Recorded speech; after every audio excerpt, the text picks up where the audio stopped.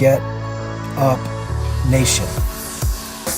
My name is Ben Biddick. I am the creator and host of the Get Up Nation podcast, where I serve individuals, organizations, and societies to develop and sustain resilience and perseverance. I'm the co-author of Get Up, The Art of Perseverance, with former Major League Baseball player and CEO of Lurong Living, Adam Greenberg. Recently, I had the honor and privilege of speaking with WNBA star Renee Montgomery. She currently plays starting point guard for the Atlanta Dream, is a two-time WNBA champion, was the WNBA's Sixth Woman of the Year in 2012, was a member of the WNBA All-Rookie Team in 2009, and an Eastern Conference All-Star in 2011.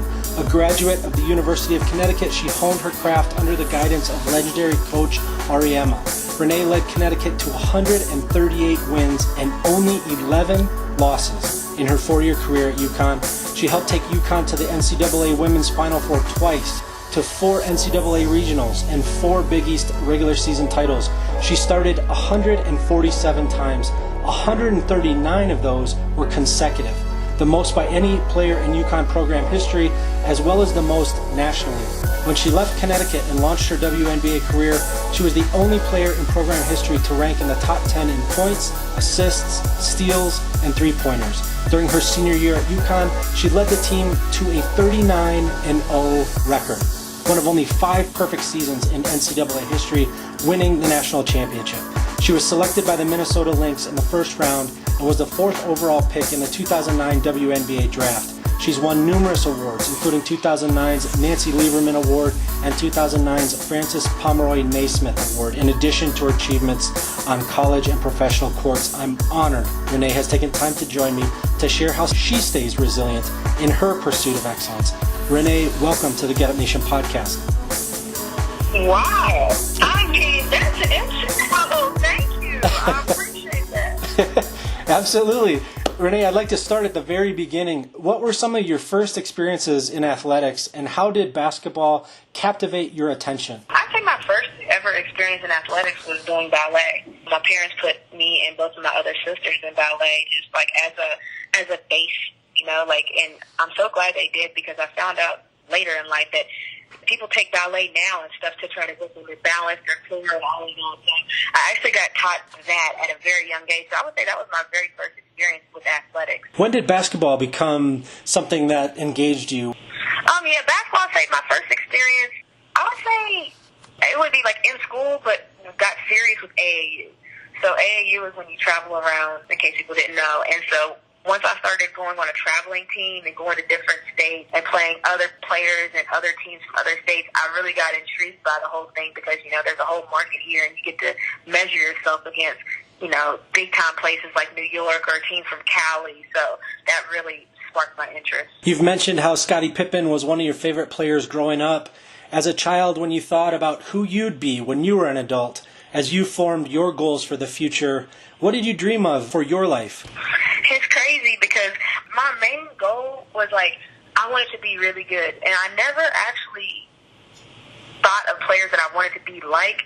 It was just I always wanted to be one of the best players on my team. So each year it was a different task, because each year I had different teammates. When I went to college, I had another higher level of teammates, and so I'm I want to be one of the best here too. So my driving force was always what I was in. I never really compared myself to other people. I always whatever situation I was currently in, I wanted to conquer that situation. Were there any moments where you began to realize that you were achieving that dream of becoming an elite player? Were there some moments where you looked around and realized, I can do this, I can make this happen? Definitely. I think the older I got, I would say my sophomore year, doing the AAU circuit, and that's when AAU Nationals was a big deal, and we started being one of the talked about teams, and it's crazy, because the West Virginia team, I was what in the world is going on over in West Virginia? This West Virginia team, the West Virginia Tornadoes at the time, we were making some noise on the AAU circuit, and then I started getting all kinds of letters from different colleges, the typical letters where, they send them out to multiple people, but it's just basically letting you know that you're on their radar. So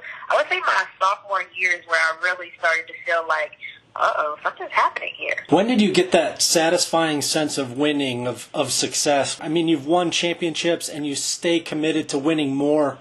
Where did you first get a sense of that winning and that success? Was it on the basketball court? Was it in the classroom? I would say I ran track as well when I was younger. I would say, like, running track and doing multiple sports, it became like a lifestyle for me. But then when I really wanted to just focus on basketball only in high school, I still played soccer in high school, but I was really focused on basketball mainly. I would say, because in high school I won 3 championships. So I would say my first championship in high school, my freshman year in high school, I'd say I got a taste for it, and then when I never wanted to go back. I always wanted to be on the top. So who are some of the most significant influences in your life as you developed your work ethic, your training regimen, and your commitment to succeed? Did you have any mentors or family members that were particularly influential? For sure. My Diddy, which is obviously my dad. So my Diddy, my parents, by the way, have been married for like 40 plus years. They're like inspiration. But my Diddy, every day after work, and some days, I know he had long days, and I know some days he had hard days, but he made me a promise that every day after work, he was going to work with me on some part of my game, whether it was for 15 minutes, an hour. He's like, just make sure you have your homework done and everything, your chores done, your homework done, and everything that you're supposed to do. He's like, and when I get home from work, I'm going to work with you.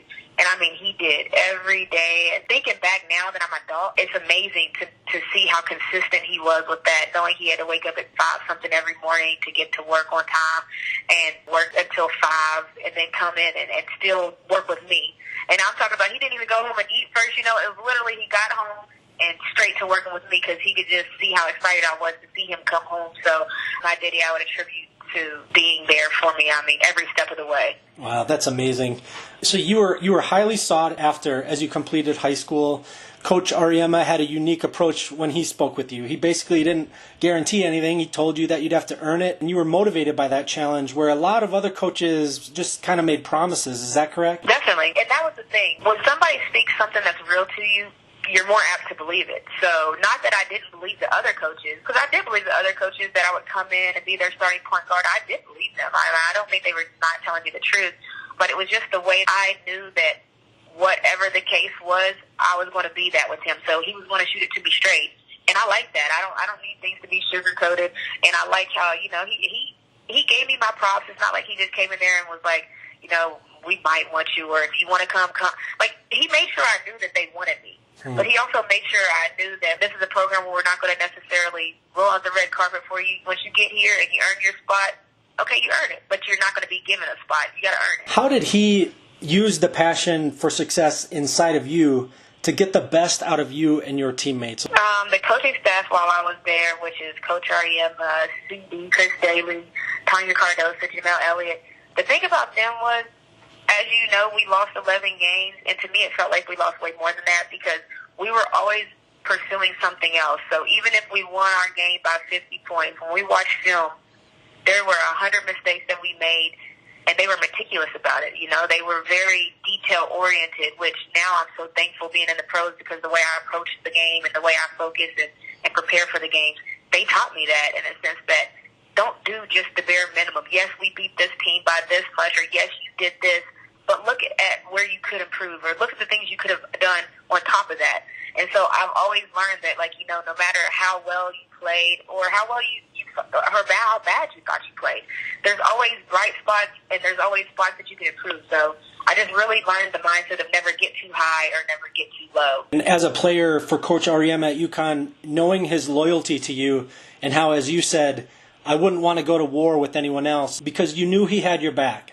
How did that help you and your teammates have the confidence and resilience to keep battling every practice, every game in pursuit of such a phenomenal record during your time at UConn? Yeah, look, if you know that somebody will literally, fight someone for you, and everybody knows Coach Auriemma, he'll say what he has to say, and he'll get mad, he'll get angry, but he will literally fight someone for you. So when you know someone has that much passion and that much belief in you, it makes you want to go harder and prove them right.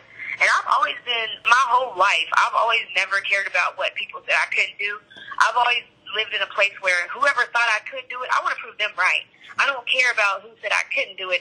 If my family, is spending our whole family vacation check to take me around to do AAU tournaments, I'm going to prove them right that this was a good decision. If my high school coach is, going out on a limb and started me as a freshman, I'm going to prove him right. So that's kind of when you know somebody that believes in you, I just always want to make sure, I always want to give people bragging rights. So people that that bet on me, I want to make sure they have bragging rights. And so I've kind of always moved that way in the sense that if people put their trust in me or put their belief in me or invest in me, I want to prove them right. You had a whirlwind entry into the WNBA. You won the NCAA championship, participated in the celebration and the parade, and within days, you're hearing your name being called in the first round of the WNBA draft, picked 4th overall. Is that surreal when you look back on it? What are the details that you remember? Man, I remember being tired. It was crazy because there was so much going on, and it's like, you're flying from St. Louis, and then when you land in Connecticut, the fans are already there on the streets, and we're driving down to Gamble, and then you get to Gamble, there's the pep rally, there's all of that. And I just remember like, whoa, this is cool. And the crazy thing about it was it didn't happen until my senior year, so it's not like I even knew what to expect. So I didn't know that they were going to be lined up on the streets. I didn't know how crazy the pep rally was going to be. And it was just all like, I was trying to take it all in, but I'm also trying to sign with an agent who I signed with my agent, Eric Wassell. I've been with him all my career. And then I'm also trying to figure out what am I going to wear to the draft because, you got to look presentable there. So it's like there's so much going into it on the backside of it. I need a stylist, and I need this, and who's going to do my hair and makeup for the draft? And all right, my parents, we got to get y'all to the draft some way. So it was a lot. And I just remember, like, the overall feeling of gratitude, like, these are good problems to have. Like, I would always have to stop myself when I'm feeling, like, flustered and be like, you know what, there's a lot of players in the country that would love to be having these problems that I'm having right now, so let me just take this all in and enjoy it. And then take us to the moment where you first took the court during a WNBA game. What was running through your mind when you take your first steps onto the court? What memories do you have of that moment? I remember, even before the first game, looking at my scouting report and thinking, like, wow, the WNBA is like an NCAA All-American game every game. So every team you're playing against has like 5, 6, 7, or 8 NCAA All-Americans. So you go from when you play a team in college where they might have 1, maybe 2 All-Americans, to where now every team I play in the WNBA, every player on there was probably an All-American. A lot of them were players of the year at a certain point, and you're looking at it like, wow, I've reached the big league for sure. At Get Up Nation, we focus on how to develop and sustain resilience in the face of adversity. You've mentioned how when things happen in life that we don't understand, that are difficult, often there's a light at the end of the tunnel that we didn't even know was there. Specifically, when you were suddenly traded from Seattle to Minnesota, your new coach, Cheryl Reeve, called you and said, we need you in the game tomorrow. This is when you're in the throes of dealing with salmonella poisoning. You hopped a plane sick, made it to the game, played the game, and after surviving that, went on with the Lynx to win a championship. Have there been any other situations where you faced some unknowns or adversity that wound up paying off in the end because you held the course? Yeah, I mean, being an athlete, the hardest part about it is you're really only as good as your last game. You have a great run, and they love you, and the team is happy. But if the team is doing bad and you're not playing well, it's tough. A lot of people, they go to work every day. If they have a bad day at work, they come home from work, and they literally don't have to think about what they did at work that day. Well, if I have a bad day at work being an athlete, you could come home and have to look at tweets and people posting on your Instagram or your game being replayed or a highlight where you got crossed over really bad. It might be on ESPN. So the thing about athletes is you have to have like a short-term memory. Like there's no other way. And I had to learn that. It was hard for me coming from UCONN where in 4 years I had only lost 11 games, and then my rookie season we had lost that in just 1 year. So I had to really learn to have a short-term memory in a sense that, all right, even in plays, like, all right, I messed that play up. Let me get it back. Let me do something this play then. Or, all right, we lost that game and I played terrible, but we have a game in 2 days, so let me get ready for that. So I think just really one of the main things about being resilient is not just being perfect all the time. It's having a short-term memory and knowing that whatever situation it is right now, you can change it and fix it and make it a completely different situation the next day. Love that. When you won your first WNBA championship, what's the first thing you did after winning? The first thing I did was call my parents. That's why the second time I won my championship, they were there. Because whenever I have such accomplishments as winning a championship or making All-Star, when I was in the All-Star game, I made sure my whole family was there, my friends and everyone. And it was expensive, but I wanted to make sure everyone that took part in my success, whether it be my sister's sacrifices, family vacations to basically be my number one fan, and this AAU run I was doing, my parents doing financial sacrifices to make sure I could go on these AAU tournaments. All my friends that whatever vacation they did that year, it was whatever city I was playing in. You know, like that would be my friend's vacation trip just to come see me play. So I just wanted to make sure everyone knew that I appreciated the support, because I think support is everything for athletes, for people in any job. So I just wanted to make sure that people know that I appreciate them. And that was my next question, is when you won your second WNBA championship, did you do anything differently? It sounds like you did. It sounds like a lot of gratitude and a lot of involving the people who meant so much to you in that process. Was there anything else? I did. Yeah, so I made sure, and the crazy thing was, so we were playing Los Angeles, and we had closeout games that could have been in L.A., so my parents flew to L.A., my friends, like I had 5 friends, they flew to L.A., obviously hoping we would close it out in L.A. Well, then we ended up tying it, and it being 2-2, and now we're going back to Minnesota for the closeout game, and so my friends and family had to literally, you know, call off of work longer, book flights from L.A. to Minnesota to come to be there for the closeout game in Minnesota. So it really was, it was crazy. I mean, it was actually crazy just to see the support and everything. But obviously I took care of my parents and stuff, flights and everything. But that was what I wanted to do different, because whenever you have those moments, you just want to share those big special moments with your friends and your family. So to me, it's like, that's learning from my 2015 experience. On 2017, I was like, there's no way I'm not going to have my parents there. So that was one of the main things that I made sure I did different. And how satisfying is it for you to have family closer to you now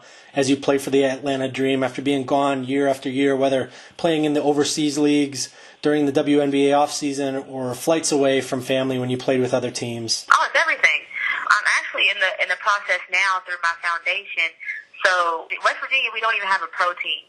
We have a semi-pro baseball team, but we don't even have a pro sports team in any sport. So right now through my foundation, I'm trying to do this thing where I'm going to call it Let's Go Pro. And I'm going to have a bus people to one of my games every year now. And we're going to start with, like, my WNBA game, and then I'm going to try to move and have the bus take a group of people to the Hawks game, and a bus taking people to then the Falcons game. So that's what I'm going to try to do. So now that I'm closer to home and I can do things like that, I'm going to try to basically connect my West Virginia ties and have people be able to experience a pro sports game. And that's why I'm going to call it Let's Go Pro. And just let people do something that maybe they wouldn't be able to financially do otherwise, because it'll be cheaper if I'm going to try to have it all covered from my foundation standpoint. So just trying to, like, give people experiences that they might not be able to do otherwise, since I'm so close now. Will you share a little bit more about your foundation and what you seek to accomplish and where people can learn more about your foundation?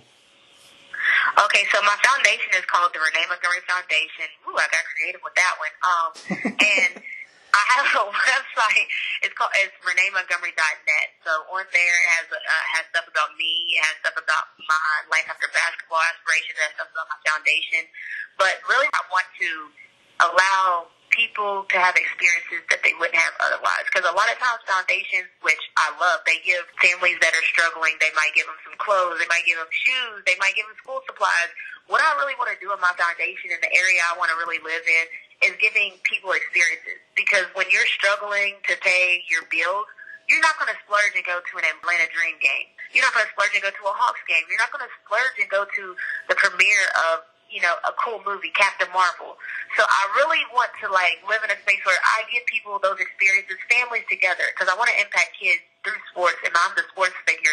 But I want to be able to have families experience it together, because a lot of times, too, you know, with different organizations, they give kids experiences, but I think it's cool, like, if the whole family can go to a game together and experience that together and have that intimate moment together that they wouldn't be able to afford otherwise. So that's kind of where I want my foundation to succeed and to touch people. Amazing. You're interested in a film and television career after basketball, and your Instagram account shows a recent still from a film scene you recently shot. Any news you can share at this point about upcoming film or television appearances? Yeah, so right now that film that I actually just wrapped on is called Desert Lily, and it's a film about the ins and outs of people that have diplomatic immunity. And so, you know, that's the thing that there's not a lot about there. So I'm an agent in the movie, Agent Ivy Jackson. And basically, it's me trying to figure out a situation involving this guy that has diplomatic immunity. There's no set day when it's going to come out. We actually just wrapped on it. It was pretty cool. We were shooting it for about 5 months. And then I shot a sizzle reel, which if people don't know, you shoot a sizzle reel, and it's a way that you can pitch it to sponsors to see if people want to pick it up. And it's called Heaven, Harlem, and the Rucker. And it's about, basically the pre-Globetrotters and those people and just the Rucker life and all of that. So we shot a sizzle reel for that, and the premiere for that is the end of this month.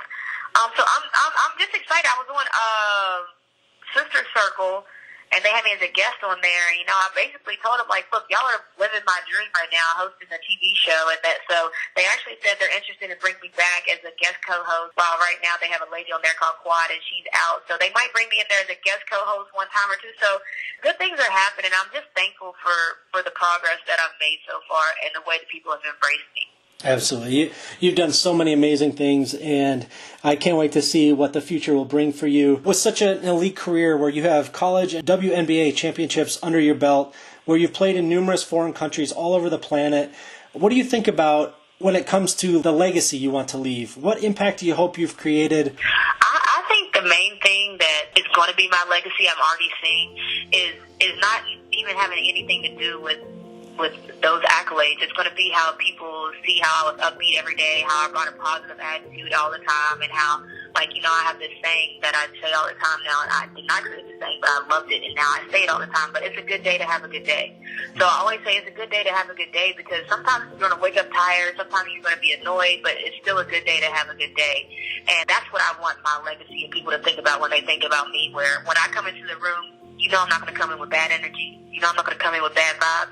I'm always going to be positive and upbeat, because I feel like those are things I can control. And I can control those things. And even if it's not a good day, even if I'm struggling, I'm still healthy. My family's still healthy. I still have so much to be thankful for. So that's what I want my legacy to be about. When it comes to young people and adults, for that matter, who are in awe of you, who wonder what they can do with their lives and talents as they dream their dreams, what message do you have for these men and women? I think the main thing is it's never too late. I think a lot of times people get discouraged because they haven't started this project they wanted, or they have an idea and maybe it's past and they don't want to start, or they want to lose weight and they feel like, all right, it's like I'm way too party. I just think it's just never too late. Whatever you want to do, whether it's go back to school, or whether it's start your own startup, or start your own foundation, lose weight, get healthy, I just think the main thing people need to realize is you can do it right now. Just start right now. It doesn't matter where you're starting. It doesn't matter what little thing you do to start. Just start. Renee, I always end the show with 6 questions to help my listeners understand the why within my phenomenal guests. Will you run through these 6 quick questions with me? Let's do it. Let's do it. All right. Who are you thankful for today? My parents. And now that we've covered who you're thankful for today, what are you thankful for today? Health. My health. How do you fuel the fire within you? How do I fuel the fire within me? I work hard at my goals every day. What is one thing adversity taught you to value? Character. What are you doing today you may have never thought you could? I would say balancing 2 careers at once. And what will you do tomorrow that you may have never thought you could? Work on a project of my very own foundation. I never really thought about having my own, and now that I do, it's crazy, because I'm like, this concept of the busing people thing there, it just popped in my mind yesterday. So I'm writing a proposal tomorrow. Never would have thought I would have done that, so that's definitely. Renee, how can people learn more about you, and how can they stay in touch with the amazing things that are unfolding for you? Well, they can follow me on all social platforms. It's DA, the number 20, and then the word spelled out 1, O-N-E. So that's on Twitter and Instagram, and my website is reneemontgomery.net, think.net, like Swish, nothing but the net. And look, I'm very social, so if you tweet me, typically I'll tweet back, comment on my pictures. If you go and follow me, you'll see I'm very active and very social, and I try to keep people engaged. And take this journey with me, man. Like, I'm trying to figure out, an athlete trying to figure out how to cross over into traditional entertainment, so let's take this journey together. Amazing. Thank you so much, Renee. Well, thank you for having me, and get up!